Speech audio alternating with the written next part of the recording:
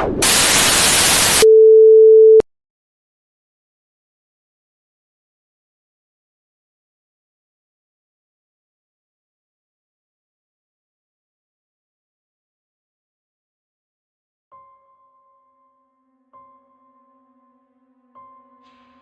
I was 11, my two friends and I invented a game we weren't supposed to play. We never gave it an official name, but we always called it the Quiet Man game.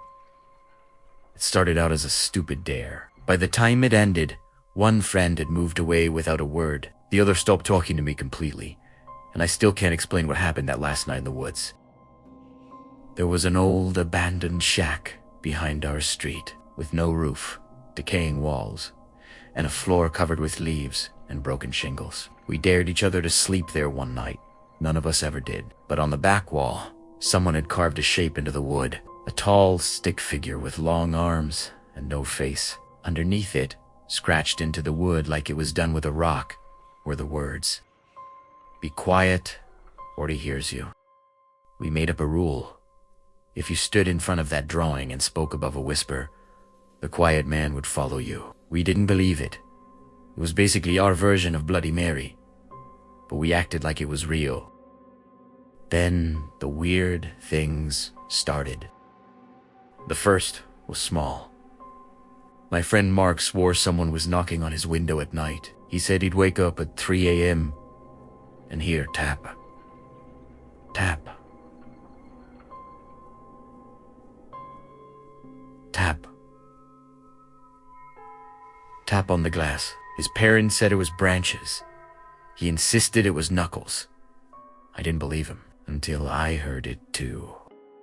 A few weeks later, it happened to me, the exact same rhythm. 3 taps, pause, 2 taps, like a pattern. When I got brave enough to look, no one was outside. Then one afternoon, we were walking back from school and heard whispering behind us, not loud, faint, like someone speaking from inside a closet. We stopped, but the whispering didn't. I turned around, expecting to see someone hiding behind a fence. No one was there. We laughed it off. We were kids. Everything scary was fun, but then came the night everything went wrong.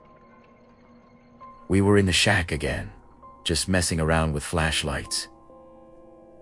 It was nearly dark. Mark dared me to say something loud to break the rule. I didn't want to, but I also didn't want to look scared. So I shouted, "Hello, Quiet Man. Come get me." My voice echoed across the trees. The woods went completely silent. We ran home laughing, but something felt wrong. The air felt suffocating.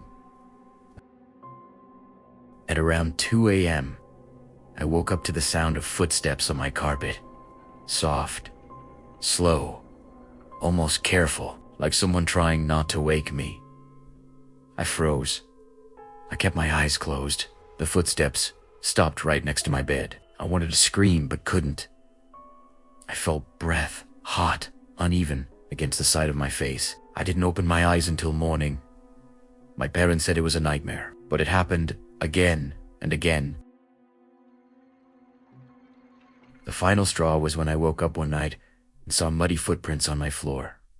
Human footprints leading from my bedroom door to the side of my bed. The next day, Mark refused to ever talk about the Quiet Man again. My other friend stopped coming over completely. Within 2 months, Mark's family moved without warning. I never told anyone what I saw the last night.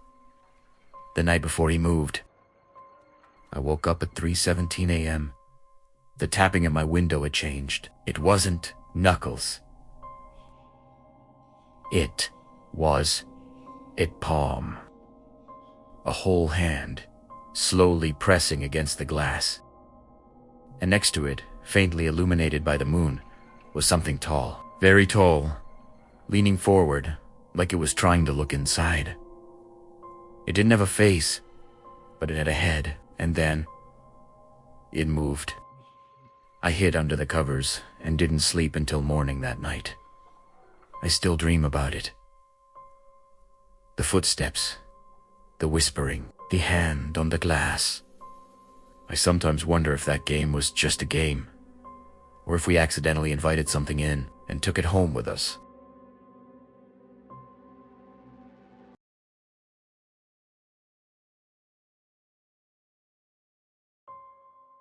When I was 9, my cousins and I used to play by the river behind my grandparents' house. It wasn't deep, but it ran fast, and our parents constantly warned us to stay away from the middle. We didn't listen. One day, after a storm, the river was higher than usual. The water was brown and full of broken branches. My cousins wanted to race sticks in the current. I followed them, but as soon as I stepped on the slick rocks, I slid and fell. My cousin grabbed me, but while I was inches from the water, I saw something. A shape. Not human.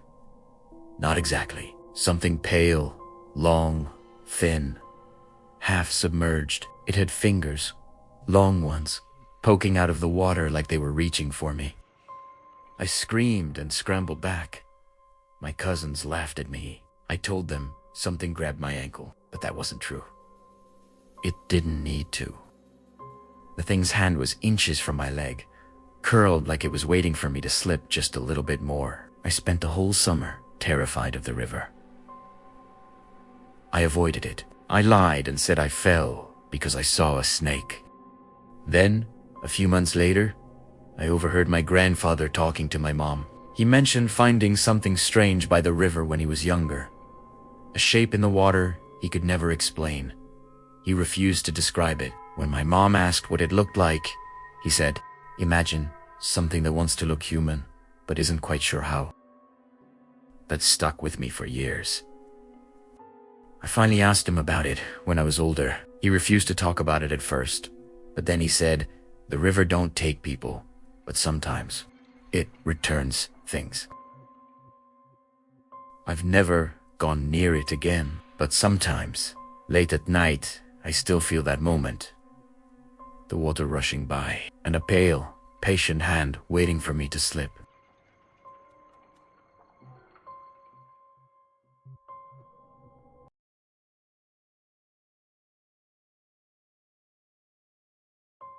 When I was 8 years old, I had a friend named Olivia. We weren't close, but she lived down the street, so we played together sometimes. She had a weird habit of collecting things.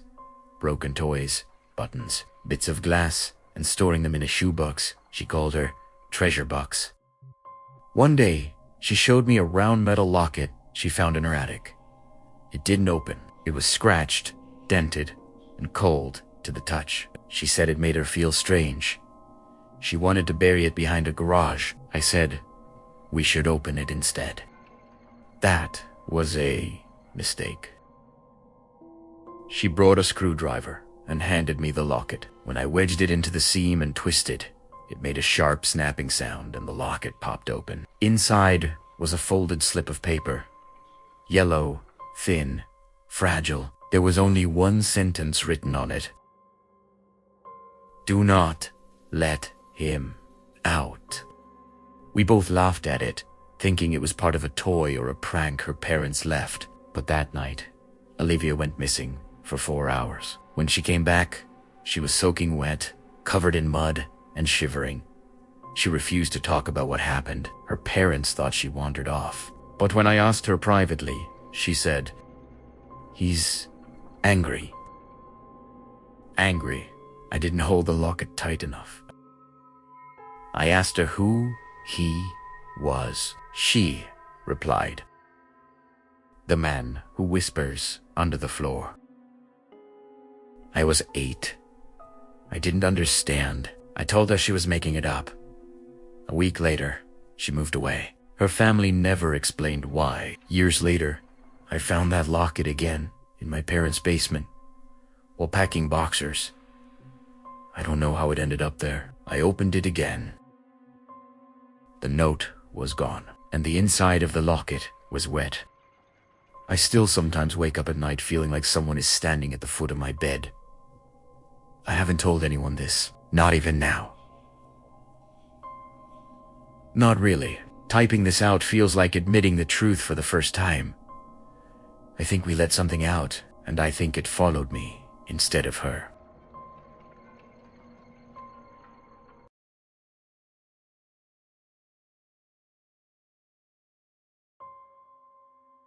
When I was 13, I told a lie that I thought would last maybe a day. It's been over 20 years, and I still see the consequences of it in ways I never expected. There was a girl in my class, for the sake of this story, I'll call her Rachel. She was quiet, awkward, didn't really fit in anywhere. She wasn't mean. She wasn't strange in any obvious way. She just existed on the edges of things. Teachers liked her because she was polite. Kids ignored her because she wasn't interesting enough to bully at first. One afternoon during lunch, a group of us were talking about why Rachel never came to birthday parties or sleepovers. Someone joked that maybe her parents were weird. I don't know why I did it. Maybe I wanted to feel important. Maybe I wanted people to laugh, to feel popular. But I said, my brother said her family is messed up. Like, really messed up. Everyone leaned in. So I kept going. I told everyone that I heard that her dad had been arrested, that her house was not safe. That's all it took. I didn't even give details. People filled those in themselves. After a few weeks, no one would sit next to her. Parents stopped letting their kids come over if Rachel was involved. Teachers watched her differently, like she was dangerous. I told myself it wasn't my fault. I didn't say anything specific. I never said it was true, but I never corrected it either. One day, Rachel confronted me in the hallway. She asked me why people were saying things about her family. I panicked. I denied everything. I told her she must have misunderstood. She looked so relieved that it made me feel sick. The next year, she transferred schools. I forgot about it. Or tried to. Years later, I ran into someone from my hometown. They mentioned Rachel casually and said, yeah, that whole situation with her family was messed up. I asked what they meant. They repeated the same rumor I had started. Except now it had grown. Now there were stories about police, abuse, crimes that never happened. But since we live in a small town, news travels. Good news travels fast. Bad news travels at the speed of light. And if it was good enough, it could make it to the next towns over. This did just that. Rachel's name is now permanently attached to something that never happened. She now lives with her husband and 2 kids in a small town. I can't remember the name, but she pops up every now and then on Facebook. I don't know what kind of life she had to build while carrying a lie I created because I wanted attention at lunch. I think about her more often than I'd like to admit. I always wish I could go back and change the past for her sake and not make her time at school a living hell because I wanted to be popular for 5 minutes. Rachel, if you are listening to this, I am sorry.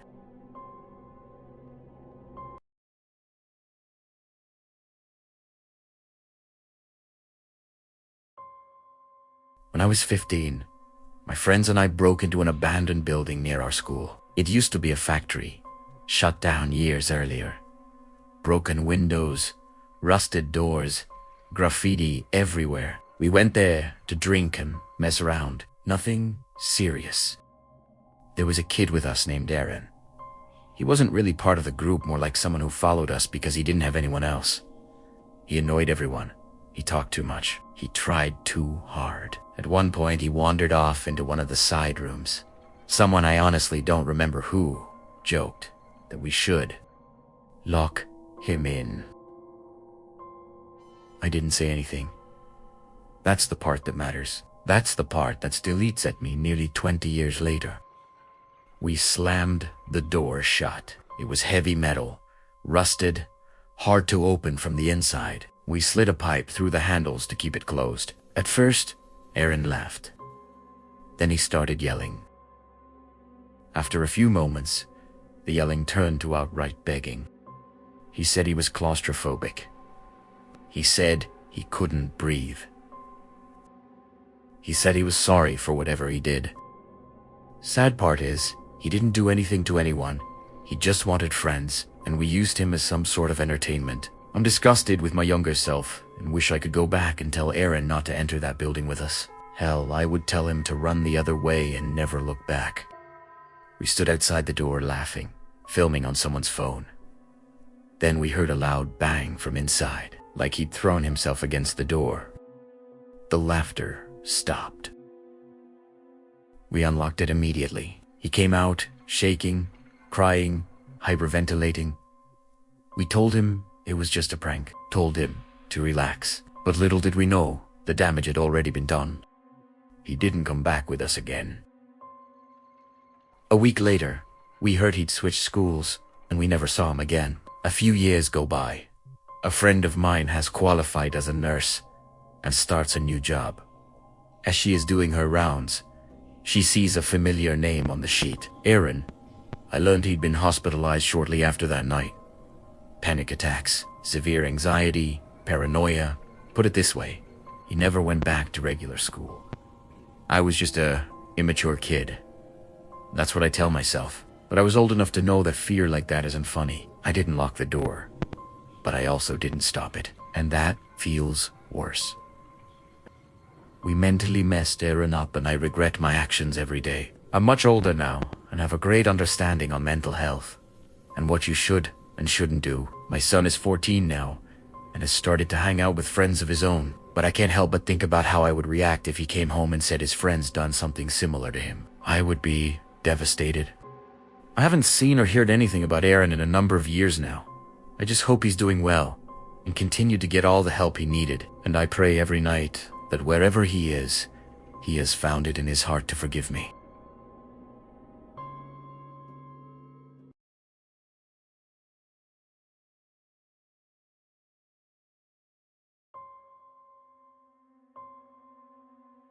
I was 16, walking home from a friend's house late at night. It was quiet, suburban, empty streets, yellow streetlights. I heard shouting coming from a park I had to pass through, a girl's voice. Panicked, I slowed down. I saw two figures near the swings, a girl and an older guy. He was yelling. She was crying. I couldn't hear exact words, but I could tell it wasn't a joke or a couple arguing. She screamed once. Loud. Blood, curdlingly loud. I froze. Every instinct in my body told me to run, either toward them or away. And I chose away. Wrong move, I know. But at 16, I didn't have a gym body. I wasn't a 6 feet tall athlete. I was 5 feet nothing. Pure skin and bone. I couldn't fight. Still can't. So I figured my help would be less than useless. At least that's what I told myself.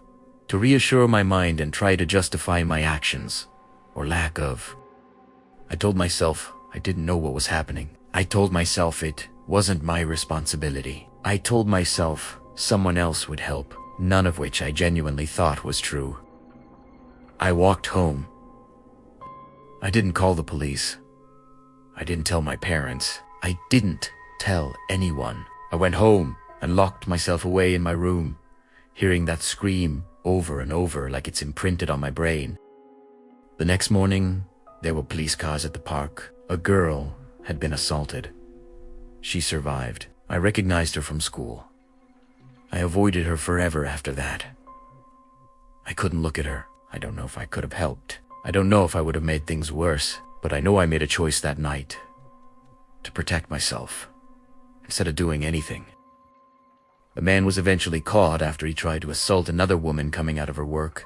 He was chased down and caught by her co-workers. They beat him up a bit before locking him in the manager's office and called the police. He confessed to a number of other crimes and assaults, one being the girl from my school. Justice was finally served, and he will be spending time inside for a very long time.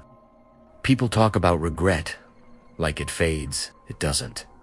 It just gets quieter, then louder, then quieter again, like something breathing behind you. The man might have been caught, but she was already ruined by that, ruined by something I could have prevented. A mutual friend said she was noticeably different after, and was never the same.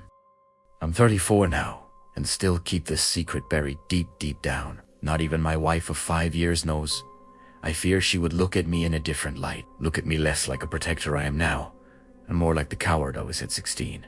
So this is the only place I can get it off my chest after so many years. I'm sorry to whoever this upsets, but I had to get it out.